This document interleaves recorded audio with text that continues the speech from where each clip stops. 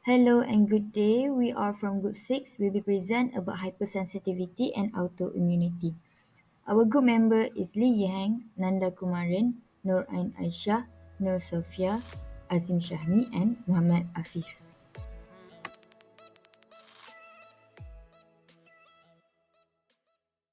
Hypersensitivity type 1, also known as immediate hypersensitivity or allergic reaction, that consists of two main phases, the phase of sensitization and the phase of reaction.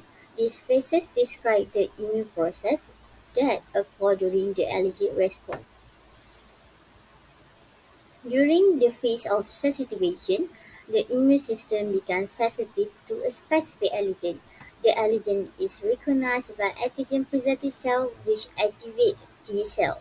The activated T cell produce cytokines that stimulate B cells to produce allergen-specific IgE antibodies. These IgE antibodies attach to mast cells and basophils, sensitizing them to the allergen. The phase of reaction occurs when the re-exposed to the allergen. It binds to the IgE antibodies on mast cells and basophils, triggering the release of inflammatory mediators such as histamine. This results in immediate symptoms like itching, heat, and sneezing. In some cases, a late phase reaction may occur hours later, involving the further immune cell activation and prolonged inflammation. Immediate phase reaction is the release of inflammatory mediator, particularly histamine, lead to immediate symptoms including itching, heat, urticaria, swelling, angioedema, sneezing, nasal congestion, and watery eyes. These symptoms typically occur within the minute after allergy exposure. In some individuals, a delayed inflammatory response, known as the late phase reaction, may follow the immediate symptom. The late phase reaction involves the infiltration of immune cells. The late phase reaction can contribute to the chronicity of allergic disease, such as allergic rhinitis, asthma, and atopic dermatitis. At the right side, which is the immediate phase reaction, for example, is anaphylactic shock in dogs. In severe cases, the systemic effect of the hypersensitivity reaction can progress rapidly, leading to anaphylactic shock. Anaphylactic shock is characterized by a severe drop in the blood pressure, inadequate tissue perfusion, and compromised oxygen delivery to organs. In This can result in the cardiovascular collapse, loss of consciousness, respiratory distress, and potential organ failure if not promptly treated. It's important to note that anaphylactic shock in dog requires immediate veterinary attention. Treatment may involve the administration of peniphrine adrenaline to counteract the severe allergic response, as well as the other supportive measures such as intravenous fluids, oxygen therapy, medication to stabilize blood pressure and relieve the airway constriction. Hello, my name is Muhammad Azim Shahmi, metric D21A0120. So I'm going to talk about hypersensitivity type 2. It also known as antibody-dependent cytotoxic hypersensitivity. It is type of immune response mediated by antibody and cytotoxic cell that result in tissue damage. In this type hypersensitivity, the immune system produces specific antibody, mainly IgG and IgM against antigen. The binding of antibody and antigen lead to the activation of the immune system and recruitment of the effector cell, such as natural killer cell, macrophage, and neutrophil. For example of disease associated with this type of hypersensitivity include autoimmune hemolytic anemia. This disease condition which immune system mistakenly target and destroy the red blood cell in the body.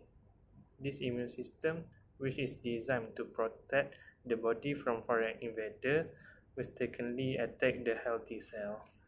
The most common autoantibody are IgG antibody. The IgG antibody bind to the antigen on the surface of the RBC. This will lead to the destruction. The binding of IgG antibody to RBC activate the complement system. Complement protein act on the RBC by binding to the antibody that already bound to the RBC antigen. This will trigger cascade protein that will allow complement protein to create pore on the RBC cell wall, thus make it swell and burst. Complement protein also bind to the RBC and opsonize it to enhance phagocytosis by the macrophage, resulting anemia. Macrophage in the spleen recognize the autoantibody code RBC and bind to the FC receptor. This binding stimulates the macrophage to phagocytize the antibody-bound RBC. The anemia will lead to symptoms such as fatigue, weakness, shortness of breath, and pale skin. Next, the treatment strategy for autoimmune hemolytic anemia is aimed to suppress the immune system and reducing the RBC destruction. Corticosteroids such as prednisolone can be used, and the immunomodulatory drugs such as rituximab and azathioprine may be prescribed to target the suppressed and abnormal immune response. Good day, Dr. Key. My name is Di Heng. Now I explain about the type 3 hypersensitivity reactions. Type 3 hypersensitivity also refers to immune complex mediated hypersensitivity. For type 3 hypersensitivity, I will explain about the mechanisms of how this type of hypersensitivity will occur, and also I will provide some example like adverse reactions, serum sickness, as well as rheumatoid arthritis.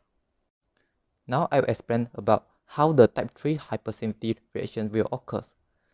The left hand side image explain about the mechanisms of type 3 hypersensitivity reactions clearly. After exposure to antigens, the antibody inside our bodies will bind to the antigens, forming antigen-antibody complex that deposits in joints, blood vessels, kidneys, and also other sites of bodies. The antigen-antibody complex will activate the classical pathway of complement system, resulting in the release of C3A or C5A that can recruit the inflammatory cells to the sites of immune complex depositions. This will result in inflammatory response at the sites of immune complex depositions. For the treatment, we need antihistamine or NSAID to provide systematic relief. For severe cases like severe joint pain or extremely high fever, we need corticosteroid to suppress the inflammation.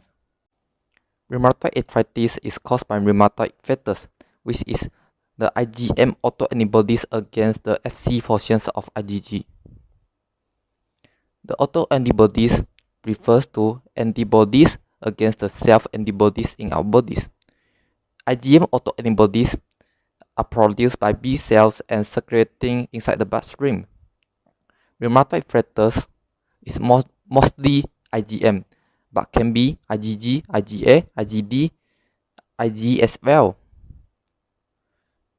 The IgM autoantibodies will bind to Fc portions of IgG, forming immune complex and activating the complement system to cause inflammatory diseases like rheumatoid arthritis. But the presence of rheumatoid factors cannot be the definitive diagnosis for rheumatoid arthritis. The diagnosis of rheumatoid arthritis is mainly based on signs and symptoms of patients. It's because rheumatoid factors can be positive in 5 to 10% of persons without any diseases. Besides, rheumatoid factors can be elevated in the serums in the cases of SLE, hepatitis B, interstitial pulmonary fibrosis, and so on. Based on an article in ResearchGate, The exotoxin superantigens produced by Staphylococcus aureus, which is Staphylococcus enterotoxin B, SEB, can also cause type 3 hypersensitivity. The SEB has the ability to cross-link human MHC class II and also T cell receptors, forming trimolecular immune complex that can activate the complement systems and cause inflammatory diseases. Besides that, the SEB can also directly activate the T cell, causing release of inflammatory mediators such as cytokines and superocytes. Thus, there is a potential effect of SEB in the pathogenesis of autoimmune diseases such as SLE and also rheumatoid arthritis. Athos reactions and serum sickness are the other examples of type 3 hypersensitivity reactions.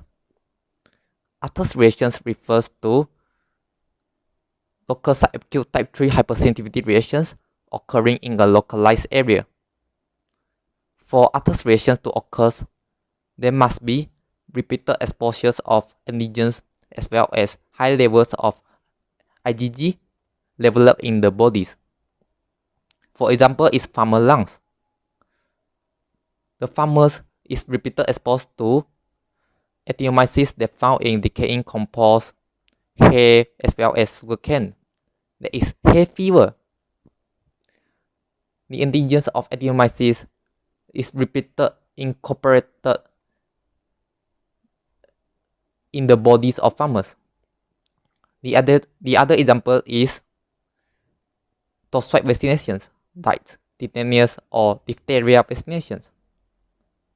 To prevent adverse reactions, the next booster dose should be given after first dose of vaccination. If given within 5 years after first dose of vaccinations, local reaction like local hemorrhage or local necrosis will happen. It's because the high level of IgG already present in the body will react to the antigens and form immune complex that can activate complement system and cause inflammatory disorders. The main difference between adverse reactions and V and flare reactions in type 1 hypersensitivity is adverse reactions need time to occur. Adverse reactions will occur after 3 to 6 hours after injecting the antigens. Meanwhile, V and flare reactions is immediate. It just requires 10 to 15 minutes to occur after exposed to an antigen. Compared to adverse reaction, serum sickness is more systemic. Serum sickness can occur after syringe fails or when a person is allergic to a drug. Serum sickness requires 6 to 15 days to occur after exposed to an antigen. Why? It's because when an antigen is coming into the body, it allows time for the antibodies to develop. Antibodies development takes about 6 to 15 days to develop. And then only the antigen antibodies complex can be formed to activate the complement system. And here is the main difference between adverse reaction and serum sickness. For adverse reactions, there is already high level of IgG in the bodies. Meanwhile, for serum sickness, there is no IgG antibodies specific to the antigens to assist in the body initially. The clinical signs for serum sickness include facial edema, skin rash, joint pain, and fever. Hi, my name is Nur Ain Aisha binti Shahrum and my matric number is D21A0133 and I will talk about the hypersensitivity type 4. Hypersensitivity type 4, also known as a delayed type hypersensitivity or cell-mediated hypersensitivity, and it is a type of immune response that is mediated by T cells and it involves cell mediated response, that means it's not involved of antibodies. The reaction in type 4 hypersensitivity is delayed, meaning it is typically takes 24 to 72 hours to develop after exposure to the antigen. This in contrast to the immediate hypersensitivity reaction, which is type 1 hypersensitivity that occur rapidly, such in allergies. This reaction is caused by interaction of the T cells with the antigen. The antigen can be exogenous, like plant heptin, or endogenous, like modified cellular protein. It will develop allergic reaction to triggering antigen such like comestic, plant chemical, or microbial pathogen. Example of condition that is associated with the type 4 hypersensitivity include contact dermatitis and also allergic contact dermatitis. For allergic contact dermatitis, the common irritating antigen is poison ivy or poison oak or certain grasses that contact to the skin. Other than that, chemical like detergent and pesticides, and also fabric and material like wool and synthetic on bedding and clothing also can be the irritating antigen for allergic contact dermatitis. The treatment of type 4 hypersensitivity reaction often involve managing the underlying causes such like avoiding exposure to the allergen or treat the underlying infection. And in some cases, corticosteroid or other immunosuppressive medication can also help to reduce the inflammation and modulate the immune response. In a type 4 hypersensitivity reaction, T cells, specifically CD4, T helper cells, and CD8 cytotoxic T cells play a central role in the immune response. And when the body is exposed to a specific antigen, such as in allergen or pathogen, T cell recognize the antigen and become activated. The activated T cells will release the cytokines, which recruit and activate the other immune cells and lead to inflammation and tissue damage. For the picture that have been showed, first, it's involved of the sensitization that skin will recognize the foreign substance and Langerhans cells in the skin will capture and process it and presents to the T cells, and T cells will be activated and differentiate into the effector T cells.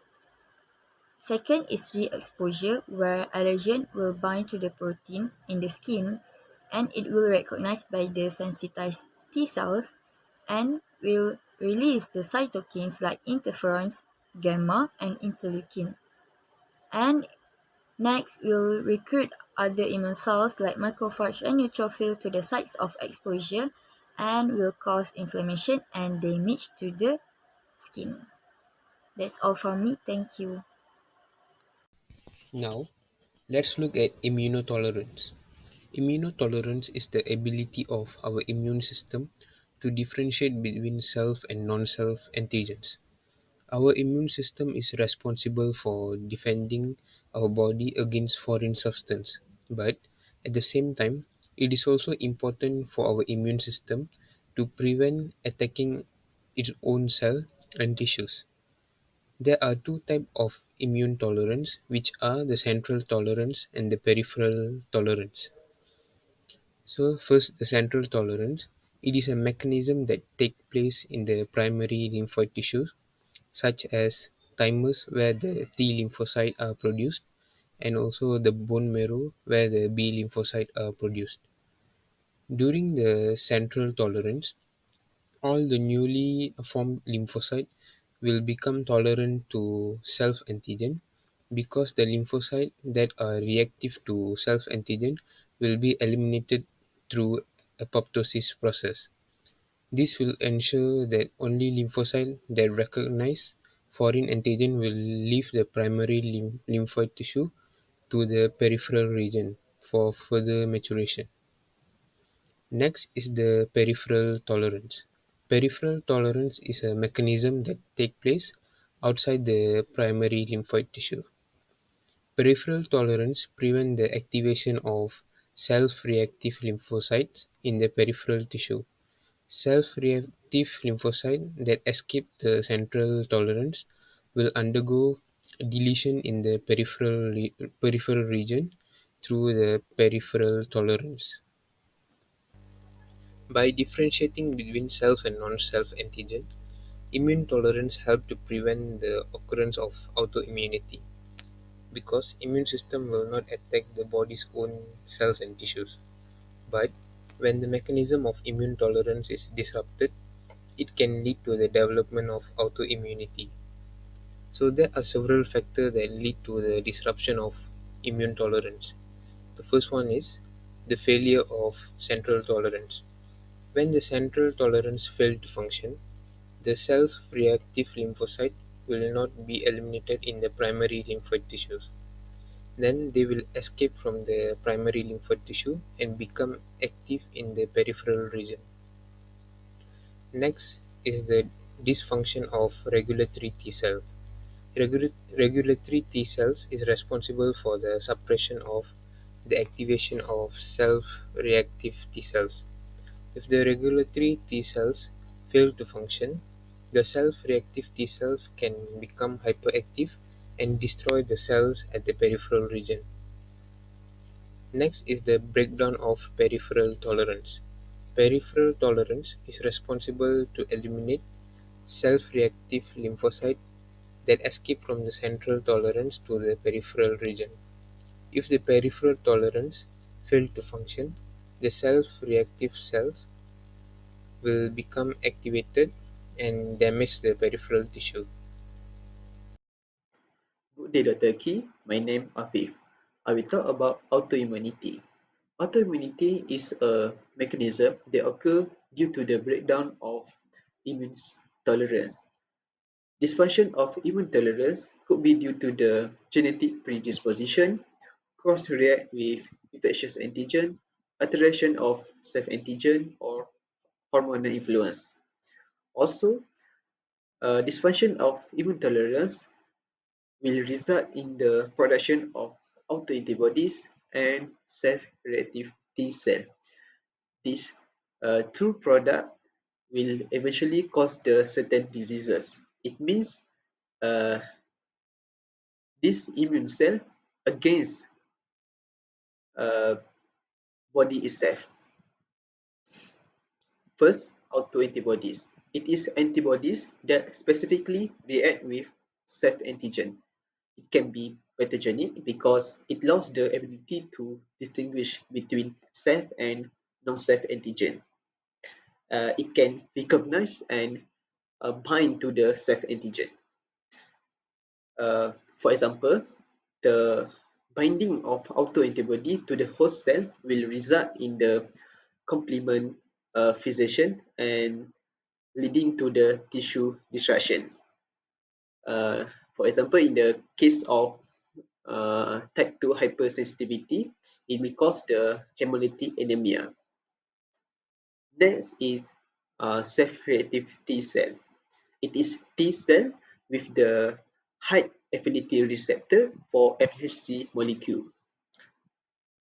The binding of autoreactive T cell to the MHC molecule on the cell without the control, it will release the cytokine in the massive amount. Uh, this cytokine in a massive amount will uh, will enhance the inflammation at that particular area. For example, in the delay type hypersensitivity reaction, it will cause the ulcerative colitis. That's all from me. Thank you.